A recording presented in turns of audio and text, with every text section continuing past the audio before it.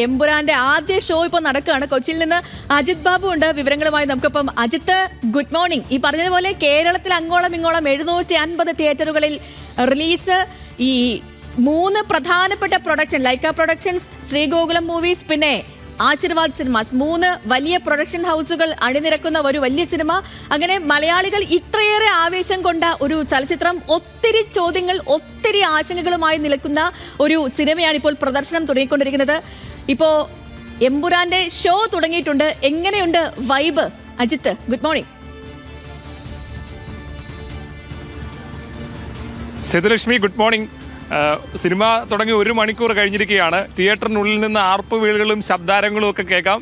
വലിയ തരത്തിലുള്ള ആവശ്യത്തിൽ തന്നെയാണ് സിനിമ പ്രേക്ഷകർ സ്വീകരിച്ചിരിക്കുന്നതെന്ന് വേണം നമുക്ക് ഈ ആർപ്പുവിളികളിൽ നിന്നൊക്കെ മനസ്സിലാക്കാൻ. ഇനി അവർ പുറത്തേക്ക് ഇറങ്ങിക്കഴിയുമ്പോഴുള്ള പ്രതികരണം, പ്രേക്ഷകരുടെ പ്രതികരണം, അത് വളരെ പ്രധാനപ്പെട്ടതാണ്. ഇന്ന് നമ്മൾ രാവിലെ 4 മണിയോടുകൂടിയൊക്കെ തന്നെ തിയേറ്ററിൻ്റെ ഭാഗങ്ങളിലേക്ക്, വിവിധ തിയേറ്ററുകളിലേക്ക് എത്തുകയും അവിടുത്തെ സാഹചര്യങ്ങൾ മനസ്സിലാക്കുകയും ചെയ്തിരുന്നു. പക്ഷേ നമ്മളെത്തുന്നതിന് മുമ്പ് തന്നെ ആഘോഷങ്ങളും ആരവങ്ങളും ആർപ്പുവിളികളും വാദ്യമേളങ്ങളും ഒക്കെയായി മോഹൻലാൽ ഫാൻസും സാധാരണ ആളുകളും ഒക്കെ തന്നെ എത്തുന്ന ഒരു കാഴ്ച, അത് അത്ഭുതകരമായിരുന്നു എന്ന് തന്നെ പറയേണ്ടി വരും. സേതുലക്ഷ്മി, അതിൽ എടുത്തു പറയേണ്ടത്, ഇത് ഏതാണ്ട് ഫാൻസ് മാത്രമല്ല ഇന്ന് രാവിലെ ഇങ്ങോട്ടേക്ക് എത്തിയെന്നുള്ളതാണ്. വീട്ടമ്മമാർ, അതുപോലെ തന്നെ പലതരത്തിലുള്ള അമ്മമാരൊക്കെ ഈ സിനിമ കാണാൻ വേണ്ടി എത്തിയിട്ടുണ്ട്. അത് നമ്മുടെ ഈ ഫാൻസ് ഷോകളിലൊക്കെ അങ്ങനെ കണ്ടു പരിചയമില്ലാത്ത ഒന്നാണ്. അങ്ങനെ മലയാളികളാകെ വൈകാരികമായി ഏറ്റെടുത്തൊരു സിനിമയായി എമ്പുരാൻ മാറിയിരിക്കുന്നു എന്ന കാര്യത്തിൽ നമുക്ക് ഒരു സംശയവുമില്ല. ഇനി വരുന്ന പോസിറ്റീവ് റെസ്പോൺസ് ആണെങ്കിൽ ഈ സിനിമ എത്രത്തോളം വലിയ റേഞ്ച് ആയിരിക്കുമെന്ന് നമുക്ക് പറയാനേ കഴിയില്ല എന്നുള്ള കാര്യം ഉറപ്പാണ്. മലയാള സിനിമയെ സംബന്ധിച്ചും ഇത് വളരെ പ്രധാനപ്പെട്ട ഒരു നിമിഷമാണ്. കാരണം നീണ്ട കാലമായി ഇപ്പോൾ ഉണ്ടാകുന്ന ഏറ്റവും വലിയ വിവാദം സാമ്പത്തിക പ്രതിസന്ധിയുമായി ബന്ധപ്പെട്ടാണ്. താരങ്ങളുടെ പ്രതിഫലം, അതുണ്ടാക്കുന്ന പ്രശ്നങ്ങൾ, സിനിമ വിപണിയിൽ കൃത്യമായി ആളുകൾ കാണാനെത്തുന്നില്ല. അതുകൊണ്ട് തന്നെ സിനിമകൾ വലിയ നഷ്ടമുണ്ടാക്കുന്നു. തിയേറ്റർ വിതരണക്കാരുടെ പരാതികൾ, തിയേറ്റർ ഉടമകളുടെ പരാതികൾ, പ്രൊഡ്യൂസർമാരുടെ പരാതികളൊക്കെ നിലനിൽക്കുന്ന സാഹചര്യത്തിലാണ് എമ്പുരാൻ വരുന്നത്. എമ്പുരാൻ ഉണ്ടാക്കുന്ന ഒരു പോസിറ്റീവ് അപ്രോച്ച്, ഒരു മലയാള സിനിമയ്ക്ക് നൽകുന്ന ഒരു പുതിയ ഫ്രെയിം, അത് ഇന്ത്യ മൊത്തം വ്യാപിക്കുന്ന ഒരു ഫ്രെയിമാണ്. ആ ഫ്രെയിമിലൂടെ മലയാള സിനിമയ്ക്ക് പുതിയ വഴിയിലേക്ക് നടക്കാൻ കഴിയുമെന്നുള്ള പ്രതീക്ഷയിലാണ് ഇവരെല്ലാം തന്നെയുള്ളത്. അതുകൊണ്ട് തന്നെ മലയാള സിനിമയെ സംബന്ധിച്ച് വളരെ പ്രധാനപ്പെട്ട ഒരു സിനിമ കൂടിയായി എമ്പുരാൻ മാറുന്നുണ്ട് എന്നുള്ള കാര്യത്തിൽ നമുക്ക് ഒരു സംശയവുമില്ല. കാരണം ഇത്രയധികം ആഘോഷിക്കപ്പെട്ട ഒരു സിനിമ മലയാളത്തിൽ മുമ്പ് ഉണ്ടായിട്ടില്ല എന്ന് നമുക്ക് ഉറപ്പിച്ച് പറയാൻ കഴിയും. ലക്ഷ്യം, നമുക്ക് ഒന്നാമത് അറിയാം, മോഹൻലാൽ എന്ന് പറഞ്ഞാൽ മലയാളികളുടെ ജീവിതത്തിൻ്റെ ഭാഗമായി തന്നെയുള്ള ഒരാളാണ്. മോഹൻലാൽ സിനിമകൾ ഇറങ്ങുമ്പോൾ ആഘോഷങ്ങളിൽ മോഹൻലാൽ സിനിമകൾ മലയാളികൾ എങ്ങനെയാണ് ആഘോഷിച്ചതെന്ന് നമുക്ക് മുമ്പ് അറിയാവുന്നതാണ്. മോഹൻലാലിൻ്റെ ഹിറ്റായ സിനിമകൾ എങ്ങനെയാണ് പിന്നീട് തിയേറ്ററുകളിൽ ആളുകൾ സ്വീകരിക്കുന്നതും ചേർത്ത് പിടിക്കുന്നതെന്നും ഒക്കെ നമ്മൾ കണ്ടതാണ്. മോഹൻലാലിൻ്റെ സിനിമകൾ കുറേയധികം പരാജയപ്പെട്ടതിന് ശേഷം നേരിലെ ചെറിയ കണ്ണിൻ്റെ ചലനങ്ങൾ പോലും ഉണ്ടായപ്പോൾ അതൊക്കെ എത്രത്തോളം പ്രേക്ഷകർ ആഘോഷിക്കുകയും സ്വീകരിക്കുകയും ഒക്കെ ചെയ്തു എന്നുള്ളത് നമ്മുടെ മുമ്പിലുള്ളതാണ്. മോഹൻലാൽ വന്ന വഴികൾ, അദ്ദേഹത്തിൻ്റെ കൈയുടെ ചലനങ്ങൾ, കണ്ണിൻ്റെ അനക്കങ്ങളൊക്കെ തന്നെ മലയാളികൾ അത്രത്തോളം ആഘോഷിച്ചിട്ടുള്ള ഒരു വികാരമാണ്. ആ മോഹൻലാലിൻ്റെ സിനിമ ഒരു ഡബിൾ ഇമ്പാക്റ്റോടുകൂടി, ലൂസിഫറിൻ്റെ ബ്രാൻഡ് വാല്യൂയോടുകൂടി എമ്പുരാൻ തിയേറ്ററിലേക്ക് എത്തുമ്പോൾ അതിനെ പ്രേക്ഷകർ സ്വീകരിച്ചിരിക്കുന്നു. ഇനി ആ സിനിമയുടെ റിസൾട്ട് അത് കണ്ടതിന് ശേഷമുള്ള പ്രതികരണമാണ്. അതുകൂടി പോസിറ്റീവ് ആണെങ്കിൽ സേതുലക്ഷ്മി, ഉറപ്പായി നമുക്ക് പറയാം, മലയാള സിനിമയ്ക്ക് അതൊരു പുതിയ ചരിത്രത്തിൻ്റെ തുടക്കമാകും. എമ്പുരാന് ശേഷവും എമ്പുരാന് മുമ്പും എന്ന് നമുക്ക് പറയാൻ പറ്റുന്ന 2 കാലഘട്ടം ഇവിടുന്ന് ആരംഭിക്കുമെന്ന കാര്യത്തിൽ ഒരു സംശയവുമില്ല. ചരിത്രം കുറിച്ചുകൊണ്ടാണ് എമ്പുരാൻ ഇപ്പോൾ തിയേറ്ററിൽ എത്തിയത് തന്നെ. ഈ അഡ്വാൻസ് ബുക്കിങ്ങിലൂടെ 50 കോടി, അത് മലയാള ചരിത്രത്തിൽ ആദ്യമാണല്ലോ. തീർച്ചയായും അഡ്വാൻസ് ബുക്കിങ്ങിനോട് കൂടി 50 കോടി കൈവരിച്ചു എന്നുള്ളത് ഒരു വലിയ റെക്കോർഡാണ്. മലയാള സിനിമയെ സംബന്ധിച്ച് സ്വപ്നതുല്യമായ റെക്കോർഡാണ്. പക്ഷേ അതിനുമപ്പുറത്തേക്ക് ഇപ്പോൾ ഉണ്ടായിരിക്കുന്ന നമ്മുടെ ഏറ്റവും കൂടുതൽ കളക്ട് ചെയ്തിരിക്കുന്ന സിനിമകളുടെ റെക്കോർഡ് ഉൾപ്പെടെ ക്രോസ് ചെയ്തുകൊണ്ടൊരു വലിയ ഫ്രെയിമിലേക്ക് സിനിമ ഉയരുന്നുണ്ട് എന്നുള്ളതാണ് ഏറ്റവും പ്രധാനപ്പെട്ട കാര്യം. നേരത്തെ നമ്മുടെ സിനിമയുടെ വലിയ ഫ്രെയിം എന്ന് പറയുന്നത് ഒരു പാൻ ഇന്ത്യൻ സിനിമ എന്നുള്ളതായിരുന്നു നമ്മളെ സംബന്ധിച്ചൊരു വലിയ ഫ്രെയിം. നമ്മുടെ താരങ്ങളെയൊക്കെ നമ്മൾ പാൻ ഇന്ത്യൻ താരങ്ങൾ എന്നൊക്കെ വിളിക്കാൻ തുടങ്ങിയ ഒരു കാലമാണ്. അതിനപ്പുറത്തേക്ക് ഇന്ത്യൻ സിനിമയുടെ ഭാഗമാകാൻ മലയാള സിനിമയ്ക്ക് കൃത്യമായി അവസരമൊരുക്കുന്ന രീതിയിലുള്ള വരവാണ് എമ്പുരാൻ്റെ എന്ന് നമുക്ക് നിസ്സംശയം പറയാം. അതിലേറ്റവും പ്രധാനമായി എടുത്തു കാണേണ്ടത് ഈ സിനിമയുടെ മാർക്കറ്റിംഗ് രീതിയാണ്. അതായത് കേരളത്തിലെ ഇതിൻ്റെ മാർക്കറ്റിംഗ് ഉൾപ്പെടെയുള്ള കാര്യങ്ങൾ, പ്രസ് മീറ്റ് ഉൾപ്പെടെയുള്ള കാര്യങ്ങൾ തലേ ദിവസം മാത്രമാണ് നടന്നത്. അതിന് മുമ്പുള്ള മാർക്കറ്റിംഗ് മുഴുവൻ ഇതര ഭാഷാ സ്ഥലങ്ങളിലൊക്കെ ആയിരുന്നു മാർക്കറ്റിംഗ് നടന്നത്. പൃഥ്വിരാജ് എന്ന് പറയുന്ന ഡയറക്ടറിൻ്റെ ബ്രില്യൻസ്, അതായത് ഈ മാർക്കറ്റിങ്ങിലുള്ള ബ്രില്യൻസ്, അത് നമ്മൾ എടുത്തു പറയേണ്ടതാണ്. ഈ സിനിമയുമായി ബന്ധപ്പെട്ട് നേരത്തെ സേതുലക്ഷ്മി സൂചിപ്പിച്ച പോലെ തന്നെ ഇതിൻ്റെ പ്രൊഡക്ഷനുമായൊക്കെ ബന്ധപ്പെട്ടുള്ള വിവാദങ്ങൾ ഉണ്ടായപ്പോഴും വലിയ തരത്തിലുള്ള ചർച്ചകൾ ഉണ്ടായപ്പോഴും അതെല്ലാം വളരെ പോസിറ്റീവായി ഈ സിനിമയുടെ മാർക്കറ്റിങ്ങിന് വേണ്ടി ഉപയോഗിക്കാൻ പൃഥ്വിരാജ് എന്ന് പറയുന്ന ഡയറക്ടർക്ക് കഴിഞ്ഞു. അത് സിനിമ മാർക്കറ്റ് ചെയ്യുന്നതിൽ അദ്ദേഹം നടത്തിയ ഇടപെടൽ അത് പ്രശംസനീയമാണ്. മാത്രമല്ല മറ്റ് സിനിമാ പ്രവർത്തകർക്ക് പഠിക്കാൻ കഴിയുന്ന ഒരു മാതൃക കൂടിയാണ് ആ കാര്യത്തിൽ പൃഥ്വിരാജ് സൃഷ്ടിച്ചതെന്ന് ഉറപ്പായും പറയാൻ കഴിയുന്ന തരത്തിലാണ്. അതായത് മറ്റു ഭാഷകളിലൊക്കെ നമ്മുടെ മോഹൻലാലിൻ്റെയും പൃഥ്വിരാജിൻ്റെയും ഇൻ്റർവ്യൂ ഒക്കെ ട്രെൻഡിങ് ആകുന്നത് അത് മലയാളികളെ സംബന്ധിച്ച്, മലയാള സിനിമയെ സംബന്ധിച്ച് പുതിയ സാധ്യതകൾ, പുതിയ വഴികൾ തുറക്കുന്നതാണ്. ആ വഴികളിലൂടെ മലയാള സിനിമയ്ക്ക് ഇനി നടക്കാം. എമ്പുരാന് ശേഷവും പുതിയ ഒരുപാട് സിനിമകൾക്ക് നടക്കാനുള്ള വഴി കൂടിയായി അത് മാറുന്നുണ്ട് എന്ന കാലത്തിൽ നമുക്ക് ഉറപ്പിച്ച് പറയാൻ കഴിയും. അത്തരത്തിൽ വലിയ സാധ്യതകൾ, വലിയ ഫ്രെയിമുകൾ എമ്പുരാൻ മലയാള സിനിമയ്ക്ക് മുമ്പിൽ തുറന്നു വെക്കുന്നുണ്ട്. ആ ഫ്രെയിമുകളാണ് ഇനി വരുന്ന കാലത്ത് നമ്മുടെ സാമ്പത്തിക പ്രതിസന്ധി ഉൾപ്പെടെ, സിനിമാ മേഖലയിലെ സാമ്പത്തിക പ്രതിസന്ധി ഉൾപ്പെടെ മറികടക്കാനുള്ള ഒരു പ്രധാന കാരണമായി നമുക്ക് മുന്നോട്ട് വെക്കാൻ കഴിയുന്നത്. ഇന്ത്യൻ സിനിമയിൽ എല്ലാ കാലത്തും മലയാള സിനിമയ്ക്ക് ഒരുപാട് ആരാധകരുണ്ടായിട്ടുണ്ട്. ആ ആരാധകരൊക്കെ പറയുന്നത് ഇവിടുത്തെ പ്രൊഡക്ഷൻ്റെ രീതി, സിനിമ നിർമ്മിക്കുന്ന ഭംഗി, അതിൻ്റെ ക്രിയേറ്റിവിറ്റി, അതിൻ്റെ എലമെൻറ്റ്സ്, അഭിനയത്തിൻ്റെ ഭംഗി, റിയാലിറ്റി, അങ്ങനെ ഒരുപാട് സാധ്യതകളിൽ മലയാള സിനിമ എന്നും വ്യത്യസ്തമാണ്. പക്ഷേ അതിനനുസരിച്ചൊരു റീച്ച് നമുക്ക് ഇന്ത്യൻ സിനിമയിൽ നേടിയെടുക്കാൻ കഴിഞ്ഞിട്ടില്ല. സാമ്പത്തികമായിട്ടുള്ള റീച്ച് നേടിയെടുക്കാൻ കഴിഞ്ഞിട്ടില്ല എന്നുള്ളൊരു യാഥാർത്ഥ്യമാണ്. ആ മേഖലയിലേക്ക് കൂടി കടക്കാൻ മലയാള സിനിമയ്ക്ക് കഴിയുന്ന ഒരു പുതിയ അനുഭവമായി എമ്പുരാൻ മാറുമോ എന്ന് കൂടിയാണ് നമ്മൾ ഇനി അറിയേണ്ടത്. ഏതാണെങ്കിലും ആ നിലയ്ക്കുള്ളൊരു സ്വീകരണം ഏതായാലും ഉണ്ടായിരിക്കുന്നു. അതിന്റെ താരങ്ങളെല്ലാം തന്നെ കറുപ്പണിഞ്ഞ് സിനിമ കാണാനായി ഇപ്പൊ ഉള്ളിലുണ്ട്, അകത്തുണ്ട്. ഇപ്പോൾ എനിക്ക് തോന്നുന്നു അജിത് നിൽക്കുന്നത് കവിതാ തിയേറ്ററിലാണ്. കവിതാ തിയേറ്റർ ആണെങ്കിൽ നമുക്കറിയാം കഴിഞ്ഞ 10-25 വർഷങ്ങളായി മോഹൻലാൽ എന്ന് പറയുന്ന നടന്റെ എല്ലാ ഹിറ്റുകളെയും അത്രയധികം ആവേശത്തോടു കൂടി വരവേറ്റ ഒരു തിയേറ്ററാണ്. ഒരുപാട് കഥകൾ പറയാനൊരു തിയേറ്ററാണ് കവിതാ തിയേറ്റർ. അവിടെയാണ് ഇപ്പോൾ താരങ്ങളെല്ലാം, എമ്പുരാനിലെ എല്ലാ താരങ്ങളും ഇരുന്ന് സിനിമ കണ്ടുകൊണ്ടും ഇരിക്കുന്നത്.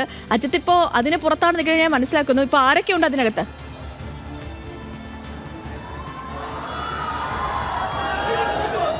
തീർച്ചയായും സേതുലക്ഷ്മി, മലയാള സിനിമയിലെ പ്രധാനപ്പെട്ട എല്ലാ താരങ്ങളും തന്നെ ഈ കവിതാ തിയേറ്ററിനുള്ളിലാണ് സിനിമ കാണുന്നത്. മോഹൻലാൽ അദ്ദേഹം എത്തിയത് തന്നെ നമുക്കറിയാം വലിയൊരു മാസ് എൻട്രിയോട് കൂടിയായിരുന്നു. ഇവിടെ ഉണ്ടായിരുന്ന ആളുകളൊക്കെ തന്നെയും അദ്ദേഹത്തിന് ചുറ്റും കൂടുകയും ക്യാമറയും മൊബൈലും ഒക്കെയായി നിറഞ്ഞ് അതിനിടയിലൂടെയാണ് മോഹൻലാൽ നടന്നു കയറിയത്. അതിനോടൊപ്പം തന്നെ അത് പൃഥ്വിരാജും അദ്ദേഹത്തിൻ്റെ ഭാര്യയും അമ്മയും ഒക്കെ കുടുംബസമേതം സിനിമ കാണാൻ എത്തിയിട്ടുണ്ട്. കൂടാതെ മഞ്ജു വാര്യർ, അതുപോലെ തന്നെ പ്രണവ് മോഹൻലാൽ, ടോവിനോ തോമസ്, അങ്ങനെ മലയാള സിനിമയിലെ പ്രധാനപ്പെട്ട എല്ലാ ആളുകളും ഇങ്ങോട്ടേക്ക് സിനിമ കാണാൻ വേണ്ടി എത്തിയിട്ടുണ്ട്. അതുകൂടാതെ തന്നെ പ്രൊഡക്ഷൻ സൈഡിൽ നിന്നൊക്കെ ഒരുപാട് പ്രൊഡ്യൂസർമാർ, സംവിധായകർ, മലയാളത്തിലെ ഒട്ടുമിക്ക പ്രധാനപ്പെട്ട ആക്ടേഴ്സ്, അങ്ങനെയുള്ളവരെല്ലാം തന്നെ ഇത്തരത്തിൽ സിനിമ കാണാൻ ഇങ്ങോട്ടേക്ക് എത്തിയിരിക്കുന്നു. അതിൻ്റെ പ്രധാനപ്പെട്ട കാരണം ഈ സിനിമയെ പ്രോത്സാഹിപ്പിക്കുക എന്നൊരു ലക്ഷ്യം കൂടി അവർക്കുണ്ട്. അതായത് മലയാള സിനിമയ്ക്ക് പുതിയ സാധ്യതകൾ നൽകുന്ന ഒരു സിനിമയാണ്. ആ സിനിമയെ പ്രോത്സാഹിപ്പിക്കണം, ആ സിനിമയെ ചേർത്ത് പിടിക്കണം എന്നുള്ളൊരു ലക്ഷ്യബോധത്തോടു കൂടി തന്നെയാണ് ഇവരെല്ലാം തന്നെ ഇങ്ങോട്ടേക്ക് എത്തിയിരിക്കുന്നത്. അതുകൊണ്ട് തന്നെ ഈ വലിയ ആൾക്കൂട്ടത്തിനിടയിൽ, അതായത് ഇവിടെ സിനിമ കാണാൻ എത്തിയവർ മാത്രമല്ല ഈ തിയേറ്ററിൻ്റെ മുമ്പിൽ ഉണ്ടായിരുന്നത്. സേതുലക്ഷ്മി പറഞ്ഞതുപോലെ ഒരുപാട് ചരിത്രമുള്ളൊരു തിയേറ്ററാണ്. മോഹൻലാൽ സിനിമകളെ ആഘോഷിച്ച തിയേറ്ററാണ്. ടിക്കറ്റ് കിട്ടാത്തവർ പോലും രാവിലത്തെ ഈ ആഘോഷത്തിൻ്റെ വൈബ് ആസ്വദിക്കാൻ വേണ്ടി ഈ തിയേറ്ററിൻ്റെ പുറത്തുള്ള ആ ഒരു വൈബ്, പോസിറ്റീവ് എനർജി ആസ്വദിക്കാൻ വേണ്ടി എത്തുന്ന ഒരുപാട് ആളുകളുണ്ട്. അവരെല്ലാം തന്നെയും കറുത്ത ഡ്രസ്സ് അണിഞ്ഞ് അത്തരത്തിൽ ഈ സിനിമയ്ക്കുള്ളൊരു ഐക്യദാർഢ്യം എന്ന നിലയ്ക്ക് എമ്പുരാനെ സ്വീകരിക്കാൻ, എബ്രഹാമിനെ സ്വീകരിക്കാനായി എത്തിയിരിക്കുകയാണ്. ഇതിലെ ഒരു ട്രാൻസിഷൻ, ഈ സിനിമയുടെ ട്രാൻസിഷനാണ്, ഒരു മാജിക്കൽ ഫ്രെയിമാണ് ഈ സിനിമയെ കൂടുതൽ ബന്ധങ്ങളുള്ള സിനിമയാക്കുന്നത്. നമുക്കറിയാം ആദ്യം സ്റ്റീഫൻ നെടുമ്പള്ളിയിൽ തുടങ്ങി സ്റ്റീഫൻ നെടുമ്പള്ളി അവസാനിക്കുന്നത് ഖുറേഷി എബ്രഹാമിലാണ്.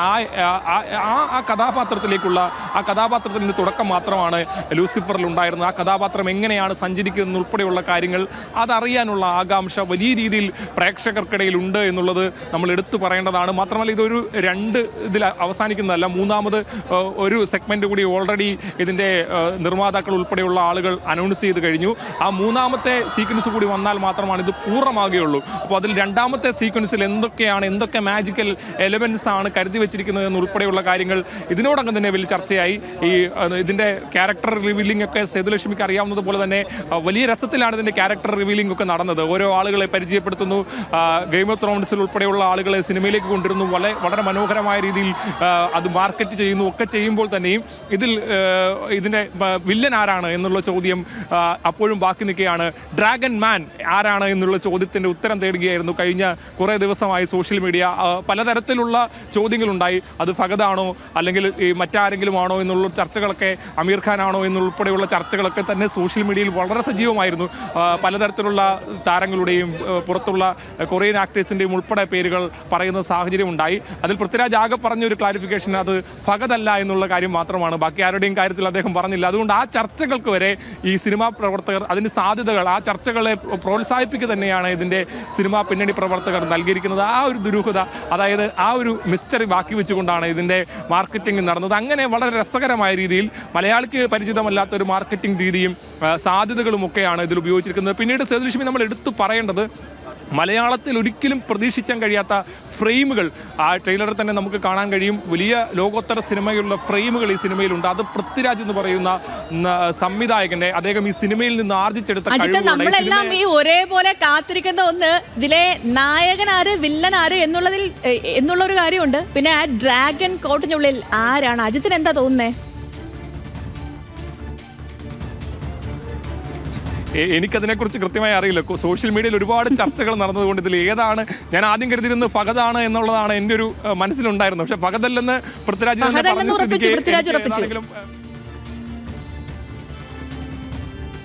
അതെ ഉറപ്പിച്ചു. അതുകൊണ്ട് തന്നെ എന്റെ സാധ്യതകൾ അതോടുകൂടി അവസാനിച്ചിരിക്കുകയാണ്. ഒരുപാട് സാധ്യതകൾ ആളുകൾ പറയുന്നുണ്ട്. അത് ഡ്രാഗൺമാരാണ് തിരിച്ചറിയേണ്ടതുണ്ട്. അത് സിനിമ കഴിഞ്ഞിറങ്ങി വരും. ഇല്ല, ഞാൻ ഇന്ന് സിനിമ കാണുന്നില്ല. ഞാൻ നാളെയാണ് സിനിമ കാണാൻ വേണ്ടി ബുക്ക് ചെയ്തിരിക്കുന്നത്. നേരത്തെ ഞാൻ ബുക്ക് ചെയ്യാൻ നോക്കിയപ്പോൾ ടിക്കറ്റ് ഉണ്ടായിരുന്നില്ല. അതുകൊണ്ട് തന്നെ ടിക്കറ്റുകൾ ഫില്ലായതുകൊണ്ട് ഏറ്റവും ഫ്രണ്ടിലിരുന്ന് ഈ സിനിമ കാണാൻ പാടില്ല. നമ്മുടെ ഇന്നത്തെ ഹലോ മലയാളത്തിന്റെയും ഏറ്റവും പ്രധാനപ്പെട്ട വിശേഷം എമ്പുരാൻ തന്നെയാണ്. കാരണം മലയാളികൾ ഇത്രമേൽ കാത്തിരിക്കുന്ന, നമ്മൾ ഉൾപ്പെടെയുള്ള മലയാളികൾ ഇത്രമേൽ കാത്തിരുന്ന മറ്റൊരു സിനിമ ഇതുവരെ പിറന്നിട്ടില്ല. അതുകൊണ്ട് എമ്പുരാന്റെ വിശേഷം തന്നെയാണ് ഹലോ മലയാളത്തിലെയും ഇന്നത്തെ ഹൈലൈറ്റ്. അപ്പോൾ വീണ്ടും അജിത്തിലേക്ക് വരാം. ഓക്കെ അജിത്ത്, അവിടെ തന്നെ തുടരുക. പ്രിയപ്പെട്ട പ്രേക്ഷകരെ, ഇന്നിപ്പം നമ്മൾ ഈ സിനിമ കാണാത്ത ഞാനും ഇപ്പം നമ്മൾ ഹലോ മലയാളം കണ്ടുകൊണ്ടിരിക്കുന്ന ആളുകളുടെ ഒരു പ്രത്യേക ശ്രദ്ധയ്ക്ക് ദയവ് ചെയ്ത് അടുത്ത ഇനി 1 മണിക്കൂറോട് കഴിയുമ്പോഴത്തേക്ക് പടം തീരും. നിങ്ങൾ തൽക്കാലത്തേക്ക് സോഷ്യൽ മീഡിയയിൽ തുറക്കരുത്. കാരണം കുറച്ച് സ്പോയിലേഴ്സൊക്കെ വരാനുള്ള സാധ്യതയുണ്ട്. ചില ദുഷ്ടശക്തികൾ ആ ഡ്രാഗൺ കോഡിനുള്ളിൽ ആരൊക്കെയാണെന്നുള്ള കാര്യം ചുമ്മാ പറയും. അപ്പോൾ അത് കേട്ട് ആ സസ്പെൻസ് കളയണ്ട. കുറച്ച് സമയത്തേക്ക് ഈ സോഷ്യൽ മീഡിയ തുറക്കാണ്ടിരിക്കുന്നതാണ് നമുക്ക് രണ്ടുപേർക്കും നല്ലത്. ഞാൻ ഉദ്ദേശിച്ചത് എനിക്കും നിങ്ങൾക്കും ഒക്കെ നല്ലത്. പിന്നെ ലാലേട്ടനെ കുറിച്ച് പറയണ്ടല്ലോ. ലാലേട്ടനെ നമുക്ക് എല്ലാവർക്കും, മോഹൻലാൽ എന്ന് പറയുന്ന നടൻ നരിയായും നരസിംഹമായും പുലിയായും ഒക്കെ അവതരിച്ച് നമ്മളെ എല്ലാം ഈ ആവേശ കൊടുമുടിയിൽ എത്തിച്ച താരമാണ്. ആ താരം എബ്രാം ഖുറേഷിയായിട്ട് വരുമ്പോൾ വേറെ ലെവലായിരിക്കും എന്നുള്ളൊരു കാര്യത്തിൽ ഒരു സംശയവുമില്ല. അപ്പോൾ ഇനിയിപ്പോൾ എമ്പുരാൻ കാണാനുള്ളൊരു കാത്തിരിപ്പിലാണ്.